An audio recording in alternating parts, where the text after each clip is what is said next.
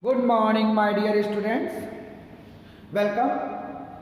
We are going to start a new lesson, lesson number 9, and the name of the lesson is food production. In our today's class, we are going to cover the main 2 points. First, the uses of microorganisms, and second, the agriculture. You know very well that the microorganisms are being used for many of years, or you can say thousands of years ago. They are used for different purposes, but in our today's class we are going to discuss mainly on that particular kind of uses.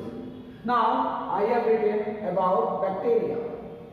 So bacteria have several uses for human beings, means human beings use them, and I have categorize it in the 3 different categories. First, bacteria are used for making edible substances, or you can say food products like curd.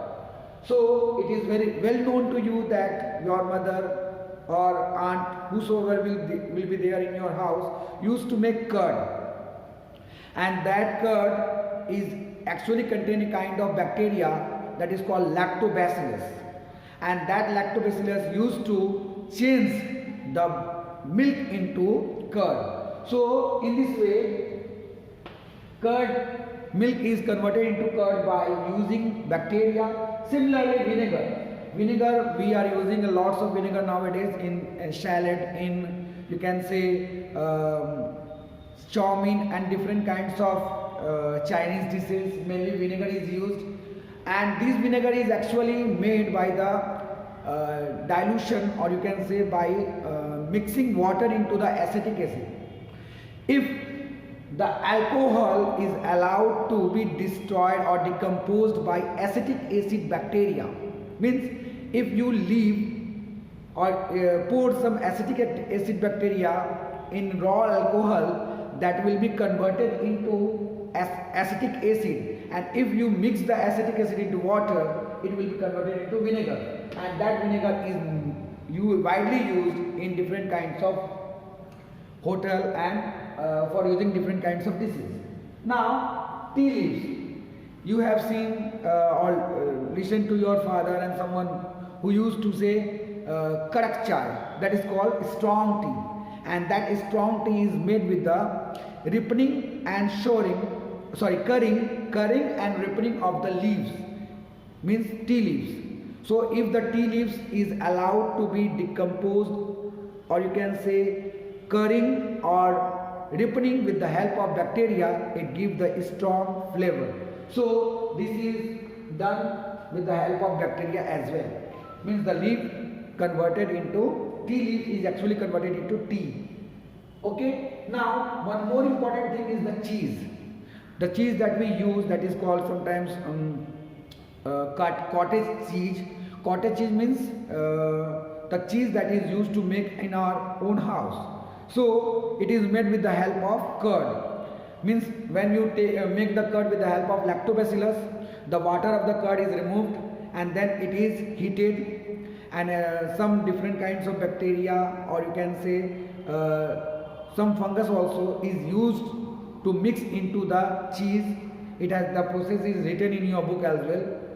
So that cheese is called cottage cheese, and it is made in your own house, and that for flavoring you can add some bacteria or some fungi.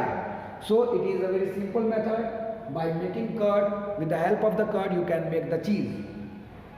So these are the different things that we use to make with the help of bacteria, and we use to consume this kind of food. Similarly, bacteria also help in agriculture. How it helps in agriculture? When a dead body of an organism, suppose this is the dead body of an organism, when a dead body of organism is decomposed, it is mainly decomposed by the microorganisms. The microorganism decompose the dead body and convert the protein of the dead body into ammonia. Okay, and that ammonia is fixed into the soil. So this is called ammonification. Once again I am repeating. When some organism get killed or die, the dead body of that organism is decomposed by certain microorganisms, mainly the bacteria, and that bacteria convert the body protein of that organism into ammonia, and that ammonia is the process of making ammonia and fixing it into the soil is called ammonification.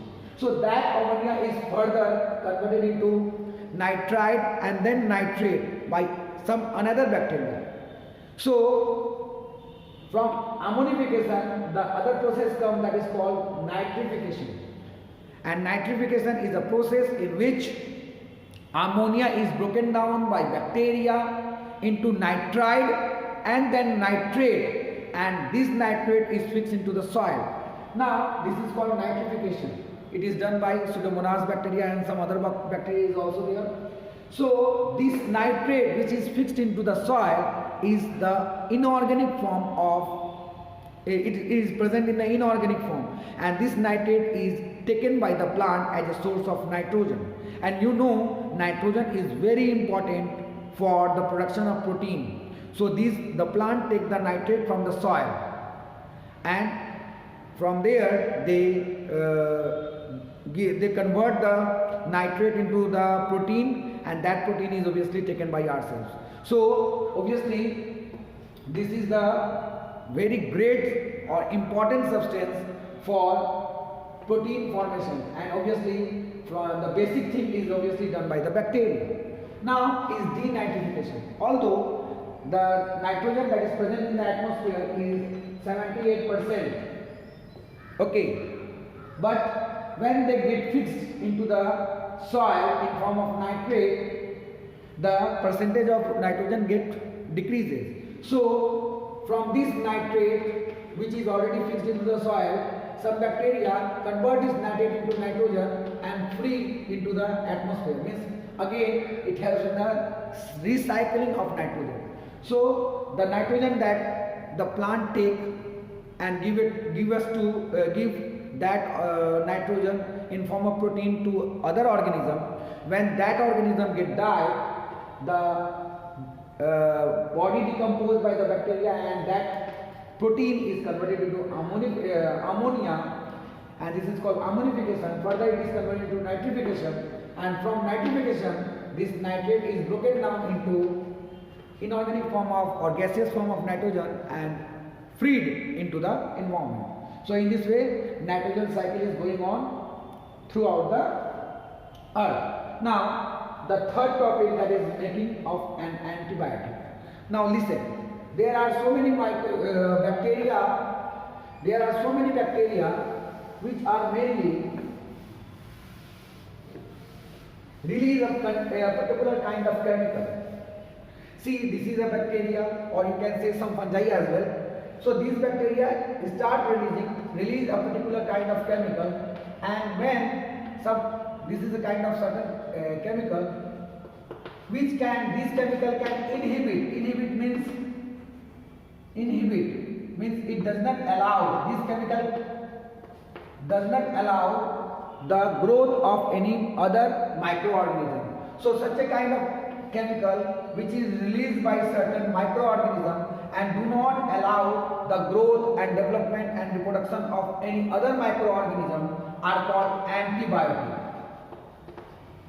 And this antibiotic is used in order to kill the germs that is present inside the body of a patient.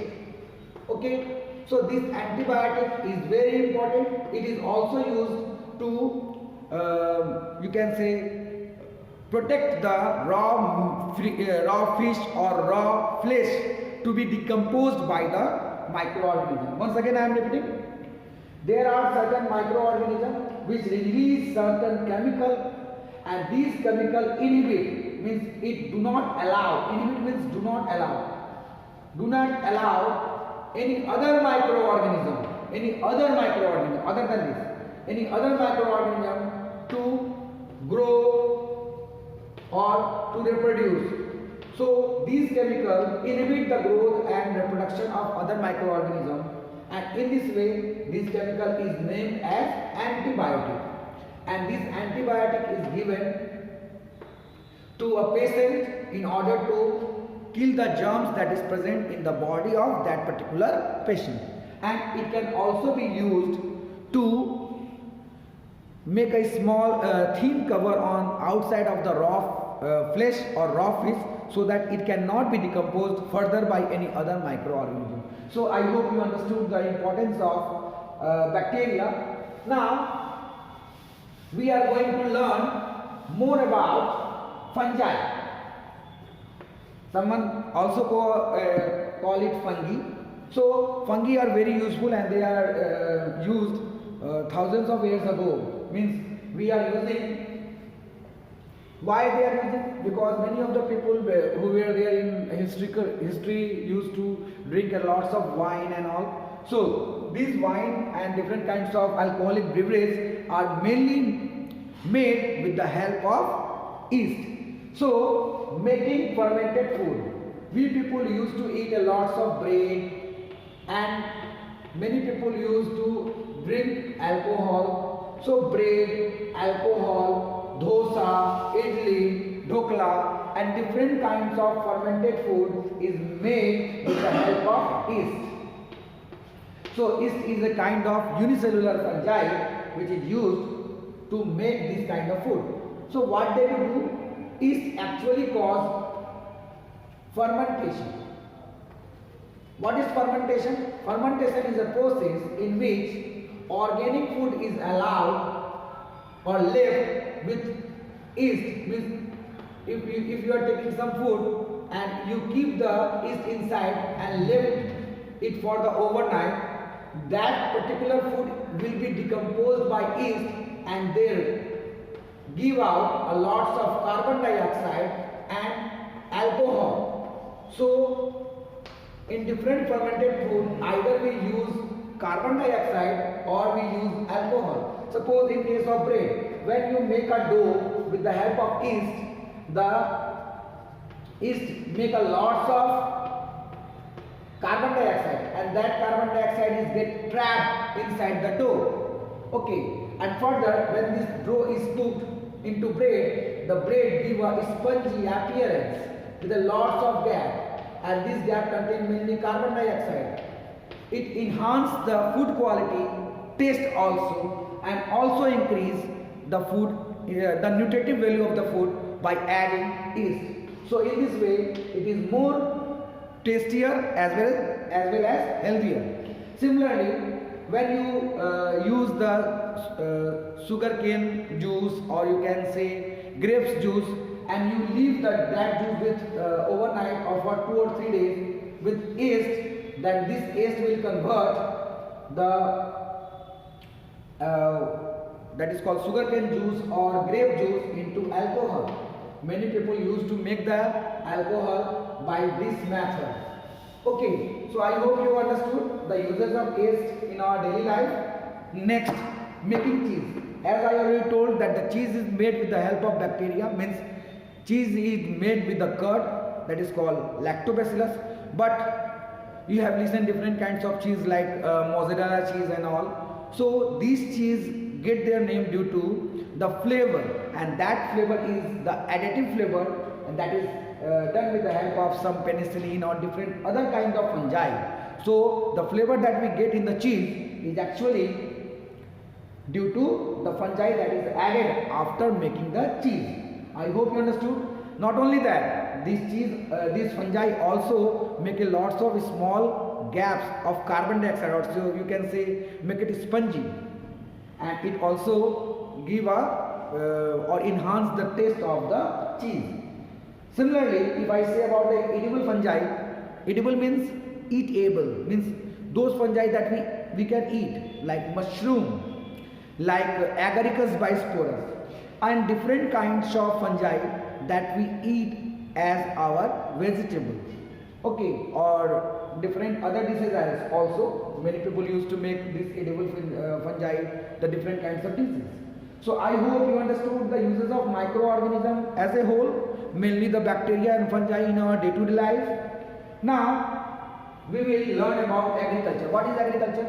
Agriculture means raising of crops, or you can say animals for getting different kinds of usable substances. Animals like domestic animals.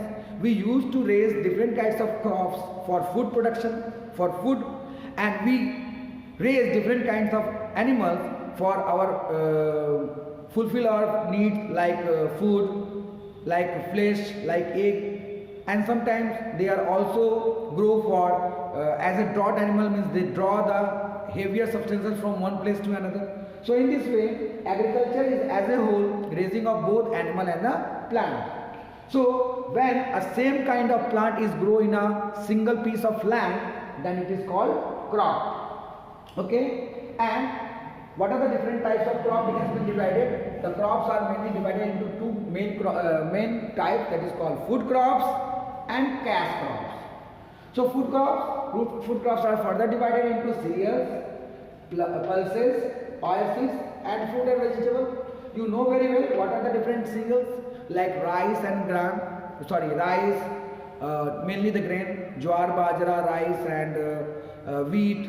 Okay, so these all are the staple food, means they are the main food that we use in our daily life. So they are called cereals. Similarly, pulses fulfill the requirement of the protein, and you know there is a moong dal is there. You can say tur dal. Tur means arhar, and gram, pea, rajma. So they all, even soybean also, they all come under the pulses. Similarly, oil seed fulfill the requirement of the fat, means oil. Without oil we cannot fry or the vegetable and all different kinds of tarka. So oil is also very important. Okay, and from where do we get the oil? We are getting the oil from the mustard, from the soya bean. Okay, so these all are the oil seeds that we grow as a food crop for fulfill our need of the food. Similarly, if I say about the fruit and vegetables, there are different kinds of fruits and vegetables that we eat, and these food and vegetables are obviously a kind of food crops. Now, another category is the cash crops. So those crops which are mainly sold in the market to earn money. So these crops are called cash crops. And what are the different cash crops? First are the beverage. Beverage means coffee, tea. These beverages are mainly used by ourselves obviously, but mainly sold into the market, in the world market, like you can say different country buy our tea. So it is a kind of beverage that we use to grow in order to sell in the market. Similarly, spices, we know our country is known for spices, mainly the pepper and cinnamon. Okay, so elaichi and cloves. So these spices are obviously grown in Kerala and different other places of India also, and they are grown in order to sell in the market so that we can earn the foreign currency. Similarly, sugar is one of the most important crops, cash crops, that is grown in India in order to sell in the world market. Although a lot of sugar is used by ourselves. Next, rubber. Next, fiber like jute, like cotton. Next, timber like wood. Main wood means hardwood, and that hardwood is actually used to make the timber and all. Different kinds of furniture and all. So mahogany and different kinds of wood that is sold in the market. Okay. Now there are so many kinds of medicinal plant. Cinchona, you can say sarpagandha, raulfia, okay, tulsi, ginger, haldi. So there are different kinds of medicinal plants are also grown in order to sell in the market, mainly in India also, but mainly in the world market, because these organic substances have a very great demand in the world market. Now, if I say, can the crop be divided on the basis of the season? Yeah. Crop can also be divided on the basis of the season. That is called Rabi crop and Kharif crop. Rabi crop means those crops that are mainly grown in the season of winter, means winter season. They are mainly grown in the month of November and December, October and November, or sometime November and December, and they are harvested in the month of March and April. So they are called Rabi crop, mainly the wheat, pea, mustard, this kind of crops that are grown in the winter season. Kharif crop mainly those crops that are grown in the summer season. They are grown at the beginning of the monsoon, like from June, July, and they are harvested in the month of September, October, and all. So I hope you understood. They are mainly consist the paddy, okay, different kinds of vegetable also. So this is as a whole I explained about the different food production by the microorganism as well as in the agriculture. In for today that much. Bye bye.